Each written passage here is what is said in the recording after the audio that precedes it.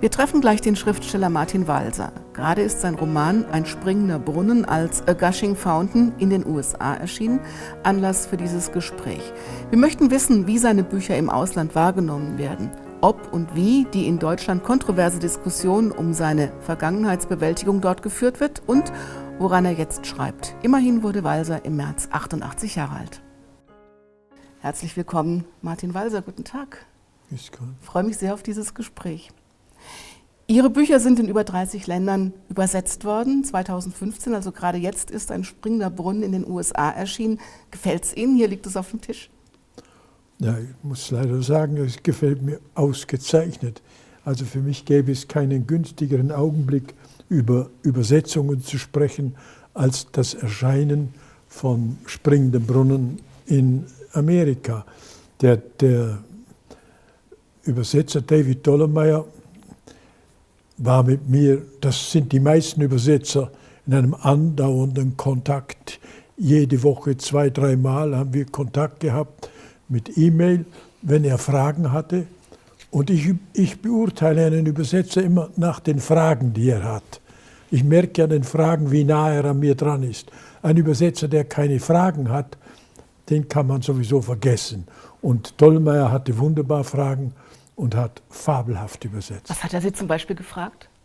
Zum Beispiel, als er alle Fragen gestellt hatte, als wir fertig waren, hatte ich das Gefühl, ich hätte gar kein hochdeutsches Buch geschrieben, sondern im Dialekt, weil meine Sprache sehr gegendgebunden ist. Bei Ihnen kommt es ja auf jedes Wort an und bei Ihnen kommt es auch auf die Zeilen zwischen den Zeilen an. Ihre Bücher sind unter anderem auch in China sehr beliebt. Wie können Sie sicher sein, dass das, was Ihnen wichtig ist, noch drinsteht in der Übersetzung, also richtig übersetzt wurde? Ja, also zum Beispiel, China ist ein gutes Beispiel dafür, weil da bin ich angewiesen auf die Fragen, die der Übersetzer hat. Und die Fragen, die mein chinesischer Übersetzer hat, waren immer hochintelligent. Und er hat mir auch dann immer mitgeteilt, wie schwer es ist, meine Wörter im Chinesischen zu bringen. Und wir hatten lange Auseinandersetzungen. Und ich kann natürlich nicht beurteilen, was dann herauskommt. Aber durch den Kontakt sehe ich, dass es ein toller Übersetzer sein muss. In diesem neuen Buch, also dem neu übersetzten Ein springender Brunnen, A Gushing Fountain, geht es um die Kindheit und Jugend von Johann im Nationalsozialismus in Wasserburg, einer kleinen Stadt am Bodensee. Das ist also eigentlich Ihre Geschichte, Herr Walser. Was könnten denn die Leserinnen und Leser im Ausland daran heute faszinieren oder interessieren? Naja, das ist nicht meine Frage, das kann ich nicht beurteilen.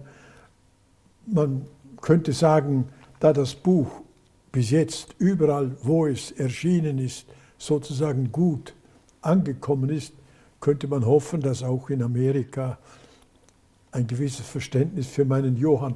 Und wie Sie es aufgemacht haben, das zeigt mir schon, dass Sie sehr nahe dran sind an meiner Figur. Können Sie das genauer beschreiben, wie nah Sie an dieser Figur dran sind? Ja, als ich die Übersetzung fertig gelesen hatte, habe ich dem Dollemeyer geschrieben, ich lese jetzt seine Übersetzung lieber als mein Original. Das heißt, weil er so nah dran war, das kann ich Ihnen nicht abstrakt vermitteln, das müssen Sie lesen, wie er die Intimität meiner Sprache, die hat er mit Fantasie und viel Erfindungsfreude, hat er die wirklich im Amerikanischen rekonstruiert. Und ich glaube, dass das eine gewisse Wirkung haben muss. Sie waren als Journalist bei den Auschwitz-Prozessen in den 60er Jahren in Frankfurt dabei. Die Nationalsozialisten haben Sie ein Leben lang in allen Ihren Werken beschäftigt. Man kann so eine Vergangenheit nicht bewältigen, haben Sie vor kurzem in einem Interview gesagt. Aber was dann? Ist die lebenslange literarische Aufarbeitung der notwendige Umgang damit, Herr Walser?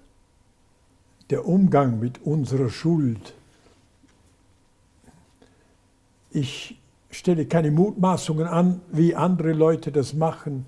Ich weiß nur von meiner eigenen Lebenspraxis, dass ich damit nie fertig geworden bin, dass ich in allen möglichen Arbeiten von mir, Romanen, Aufsätzen, Stücken und so weiter, immer wieder damit zu tun hatte.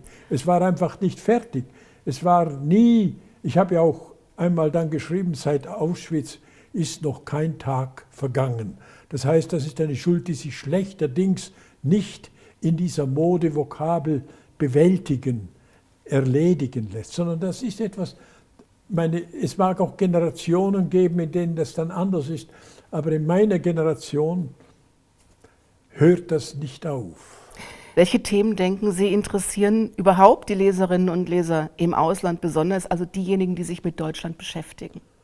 Naja, da habe ich schon gewisse Erfahrungen. Ich meine, eine meiner schönsten Erfahrungen in Amerika war die Übersetzung von Dorli und Wolf. Da kam in den 4 großen Zeitungen, New York, Boston, Los Angeles, San Francisco, kamen wunderbare Besprechungen über dieses Buch. Und diese Zeitungen haben sich dann auch damit auseinandergesetzt, dass da ein deutscher Autor die deutsche Teilung erzählt. Und das waren alles sehr, sehr aufmerksame und sehr gescheite Auseinandersetzungen. Sie sind gerade 88 geworden, Martin Walser. Herzlichen Glückwunsch nochmal nachträglich. Ist eigentlich kein Alter. Ich frage jetzt mal ganz provokativ, was haben Sie denn noch so vor? Jetzt im Augenblick schreibe ich einen Roman, den ich hoffe, noch im Herbst fertig zu haben. Spielt das Alter da hinein oder spielt es mit oder schreibt es mit? Sie haben ja mal gesagt, man kann Bücher nur zu einem bestimmten Lebensalter schreiben, sonst sie gehen nicht früher und sie gehen nicht später. Ja, gut, also natürlich, das Alter spielt, das dürfte anderen auch bekannt sein, eine immer größere Rolle. Das Alter, wie heißt es im Parzival von Wagner, das Alter ist eine siegende Last, lässt Wagner singen. Ich finde, das ist sehr gut. Mir fällt ein, was mir fehlt, haben Sie mal gesagt, und das schreiben Sie dann auf. Was fehlt Ihnen denn jetzt noch? Na, das werde ich Ihnen gerade sagen. Aber, ich hoffe es. Nein, aber weil natürlich fehlt einem, wenn man 88 ist, etwas anderes und mehr vielleicht, aber auf jeden Fall etwas anderes, als wenn man 50 ist. Und deswegen kann ich auch, darf ich auch, muss ich auch weiter schreiben. Wenn man mir dann manchmal andeutet, na jetzt ist er doch so und so alt, warum schreibt er dann noch? Dann kann ich sagen, wenn ich die Bücher, die ich jetzt schreibe, mit 50 hätte schreiben können, hätte ich sie damals geschrieben. Das konnte ich nicht. Also schreibe ich sie jetzt. Vielen Dank, Martin Walser. Viel Erfolg. Ja. Ich wünsche Ihnen noch gute Gedanken und alles Gute für eine lange Zukunft. Dankeschön.